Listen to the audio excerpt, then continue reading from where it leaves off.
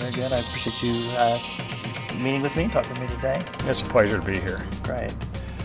You talked last week, your earnings came out, and the company talked about how you plan to increase production while cutting back on your capital spending. And you talked a little bit across the street about how you set your production goal, and then you scaled back your budget, and you left the production goal at the same place. Can you talk a little bit about how you're able to do that and what that means for the company? Right. Well, that's something we're very proud of, that even though we cut back our capital about 20%, we kept our original production guidance intact, and really two key drivers for that. The biggest one would be technology, and through particularly enhanced completions that we're doing on the wells, where we're putting more sand into the wells, we are getting higher rates out of the wells than were originally projected, and so that gives us more production.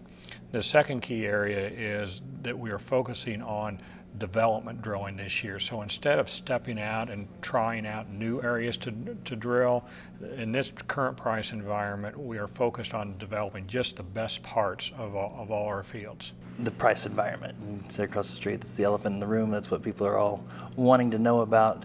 What do you see for prices? Well, prices are challenged right now. We have been here before, at least 3 times during my career I've seen when we've had very rapid drops in prices. And in each case, we have seen over time prices have recovered. So we're very confident over the longer term that prices will increase. But I think what's important for us as a company is to plan for a variety of prices, because it's difficult to predict exactly how rapidly and when those prices will recover. So we are going to prepare as if prices are not going to increase in the immediate future, but also be ready if they do increase more dramatically. And one way we do that is we keep flexibility. We don't have a lot of long-term commitments on rigs. We have essentially all of our acreage held. We don't have to drill, but we can drill. So we have flexibility in how much we want to spend at any one time. So we can adjust up and down in our spending very quickly. And part of the reason prices are where they are is because Devon, domestic producers, have done such a good job at producing oil. And is there, I keep hearing from analysts and from people watching the industry that they want industry production to come down, but I'm sure there's pressure at Devon and at each individual company to increase your production. How do you balance that? Well, what we focus on is spending our capital on opportunities that produce strong returns. And so that is the primary focus. It is not so much how much oil we're actually producing from them. Although I will tell you, in this year, we're going to produce approximately 250 to 260,000 barrels a day of oil, and the total production around the world is 90 million barrels. So the amount of production that we have and any variability we have has a very infinitesimal impact on the world oil supply. So we're going to do the best we can, and then as long as we have the opportunity to invest in highly economic plays, we're going to continue to do so. Being flexible and being available for whatever the price is, and planning on prices stay where they are and going up if they need to. Part of that, throughout Devon's history, you've had a pretty strong balance sheet. You've had a focus on not growing too quickly. Can you talk a little bit about how that has helped and if that's still important going forward? We think there are 3 keys to really success in this type environment. One is to have top-tier assets. We have that. The second is to have superior execution. And then the third is to have a strong balance sheet, because a strong balance sheet allows you the flexibility on how much capital you want to spend, and allows you to have the strength to withstand price downturns such as this. So that's what we're focused on. We are about over 50% of our oil is actually locked in for a price this year at over $90 a barrel, and that's part of our commitment to maintain a strong balance sheet. You've also talked about technology improvements, and how important that has been at the company and going forward. Could you elaborate a little bit on what you see for the importance of technology at Devon? This industry has seen several revolutions of technology through time, and technology is what has allowed this industry to remain strong and viable throughout the course of my career. And we're seeing that again right now with the horizontal wells that we're hydraulically fracturing.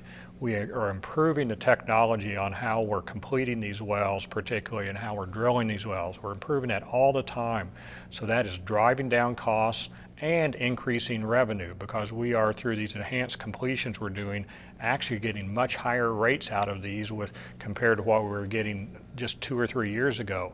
So even at this depressed oil environment, it is a challenge, and we need to get cost out of the system, but also it's important to think of the revenue side of it that we're generating through the increased production, and technology is the key for that. You have been at the company for several years. Announced a few months ago that this summer you will step in as CEO and replace John Richels in that position. Tell me a little bit about what that means to you personally at this point to step into that position.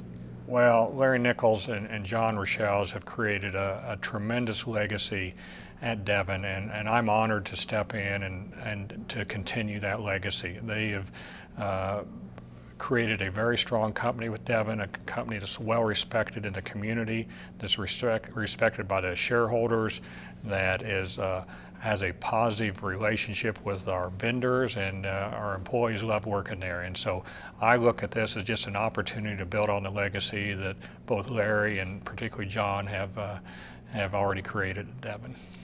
What does it mean to you that both of those men are going to stay at the company, stay involved in the city, and to just kind of still have them available, I guess? It's going to be great, because it's going to be a very smooth transition.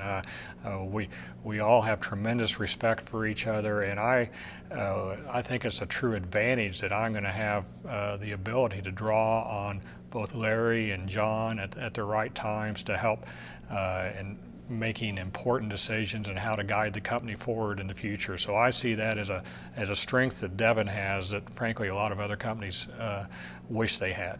Your relationship with Oklahoma City. You've been at Devon for a while, you were at Kerr-McGee before. Both companies have been involved in developing and shaping Oklahoma City. What's that mean to you? Well, I think it goes hand in hand that a successful Devon is important to Oklahoma City, and I want to see the success of Oklahoma City. This is where I raised my children. We love living in Oklahoma City. Oklahoma City has seen tremendous advances over the past 10 to 15 years, and I think that I want to continue the success of Oklahoma City, and the best way that I know to do that is to create a strong and successful company at Devon that continues with the same values and the contribution to the community that Devon has historically done, and so we're going to continue to do that. Any concerns about stepping into a CEO position at a time of uncertainty in the industry? We've had uncertainty in this industry in the past. It's something that we have lived with. No concerns, and particularly because we have a strong balance sheet, we have strong assets, we're executing strongly, and we also have employees. I'm just one person, but we have over 5,000 employees that share the same values and the same desire for success, the same commitment to be good citizens of the community in which they live. It's a highly ethical organization that has tremendous values, and when you have that type thing, you're going to have success. We will weather this blip, and who knows how long it's going to last. It may stay here for a while, but when you have the foundation that we have, I feel very confident about the future. You mentioned earlier that things are never as bad as they appear, and they're not, and maybe they weren't 6 months ago, they weren't as good as they appear. Can you talk a little about what you mean by that? Well, probably 6 to 9 months ago, when oil was over $100 a barrel, there were a lot of people who thought it was going to be over $100 a barrel forever, and frankly, some of people would challenge Devon and say, why aren't you using your financial strength more in going out and drilling even more wells? Well, we have the maturity of experience to know that those type environments probably will not last forever, and so we were somewhat conservative compared to others on how much activity we were doing. Now we're reaping the benefit of that, both in terms of a strong balance sheet. In fact, we have over half of our production hedged at over $90 a barrel. Now, things have gone to the reverse side, where oil and natural gas prices are weak. And so now we understand that this is a cyclical commodity. Prices will go up, and so we are probably not cutting our capital back quite as far as other companies, because we understand things are never, when they're at the top, they aren't going to stay there forever, and when they're bottom, they're not going to stay there forever. Having said that, it may last for a while, and so we're going to be prepared for if this downturn does last for a while. What do you see for your vision for Devon going forward? Well, it's going to be a smooth transition, first off, from John to myself. John has been a tremendous CEO for this company, so I think to most people it will appear very seamless, this transition from John to myself. But my vision overall is to create a very strong company at Devon that delivers consistent top quartile shareholder returns.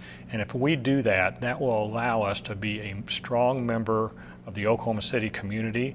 We continue our commitment as before to the Oklahoma City community, to our employees, to our vendors, and to our all government type companies, both here locally and nationally.